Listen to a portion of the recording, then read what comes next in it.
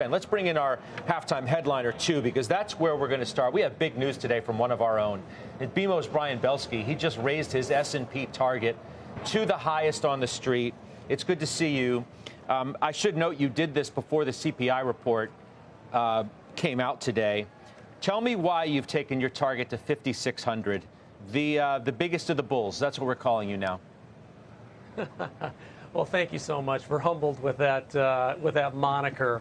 You know, I'll just remind everyone that when we published our piece in November of last year, our base case was 5,100 and our bull case was 5,500. We became admittedly a little bit more cautious when the market was kind of being sideways in March and April, and we thought the correction would be deeper than 5%, especially against historical norms.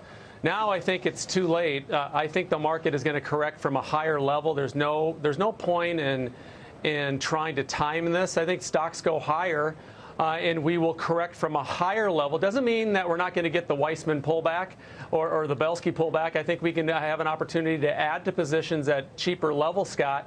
But for now, we see that dreaded word momentum continuing. And oh, by the way, this kind of fits the historical pattern. If we have a very strong May and a very strong start to the month, that May to August or September or end of the year even, performance is actually quite bullish. So we think that the markets head higher as people continue to reallocate. I think people aren't talking enough about that, reallocating back into stocks, and we're bullish. You're obviously bullish.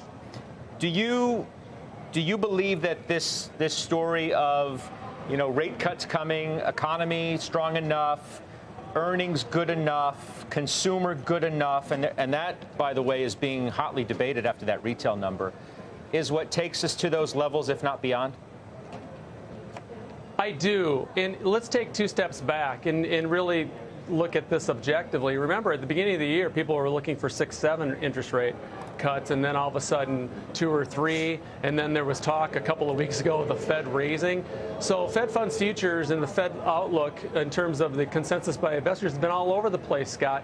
I would argue that the majority of the upside in the stock market has been due to good old-fashioned fundamentals and stocks outperforming, especially considering what we've seen from the equal-weighted S&P index. It's hard to argue against that. It's hard to argue against the broadening out. I do believe that the market gets a little kiss here from the Fed talking about potentially easing a little bit earlier, but I think this is the final unwind, quite frankly, of stocks only go up if interest rates go down. The stock market proved that wrong, proved the otherwise the last couple of years, and I think that's the true fundamental path of the market. Belski's not the only one who suggests it's time to be more bullish and believe in the broadening, too. I spoke with Fundstrat's Tom Lee on Closing Bell yesterday. He told me he is more bullish, and here's why. I think that $6 trillion of cash comes off the sidelines, and I think stocks break out of this range. And, I mean, that's our bet that, May ends up being a very strong month for stocks, even better than it's been already. All right, that's Tom Lee from yesterday. Brian, I'll back to you in a minute, but Carrie, what do you think? Are these gentlemen correct? Well, time to be more bullish? I mean, that's the question. I mean, the answer is you have to, in this environment, go with the momentum and the trend. I mean, we're looking at earnings that have completed basically a very strong season.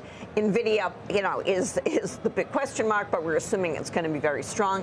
We've had good numbers across the board. We've had guidance that was reasonable. It might be a little soft on the consumer side, but that's good in terms of the Fed perhaps lowering rates because of it.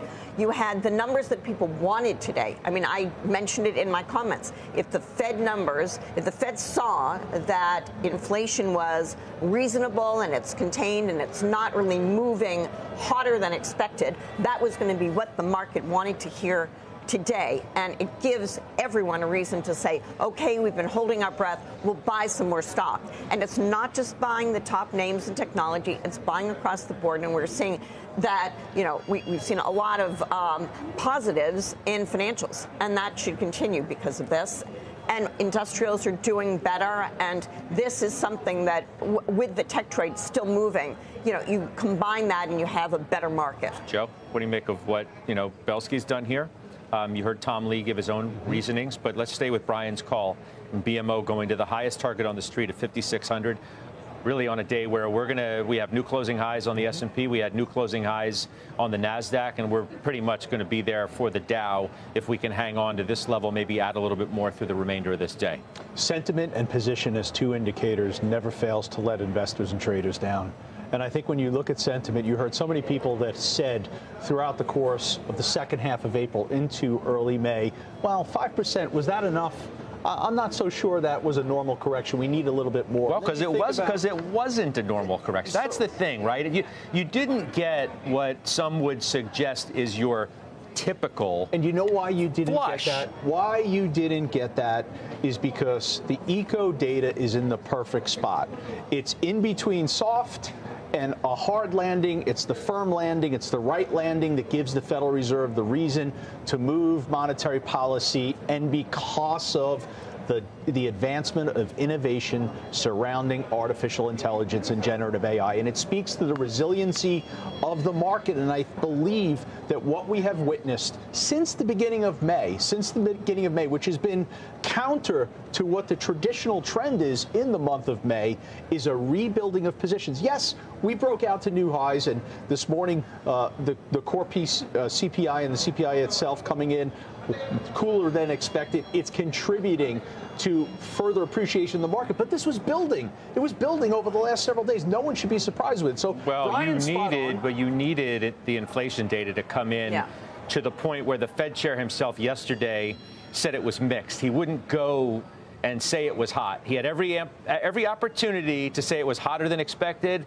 He didn't. Okay. He said it was mixed. And then there was really a tell that the CPI was going to come in well, which it has, and there are factors within both the CPI and the PPI which lead you to believe that the PCE, which matters most of all, is cooperating as well, and the next read of that is going to be in the bulls' favor too. That we don't get here without any of that. Okay, we don't get here without any of that, but the price action yesterday was remarkable. It was remarkably resilient. I was watching it yesterday saying to myself, tomorrow's inflation report, the market's going to get what it's want. The market is telling you that. It's speaking to you 24 hours prior. So, look, Brian's spot on, Tom's spot on in this. They've both been spot on for the entirety of this bull market recovery since the fall of 2022.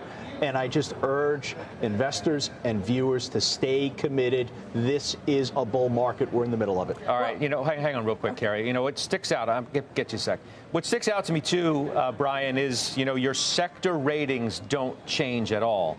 Your overweight financials, your overweight technology, your market weight comm services, I find that a little interesting. We can discuss. Healthcare, industrials, real estate, utilities, your market weight as well, and your underweight staples, energy, and materials. But why no changes to your sector ratings?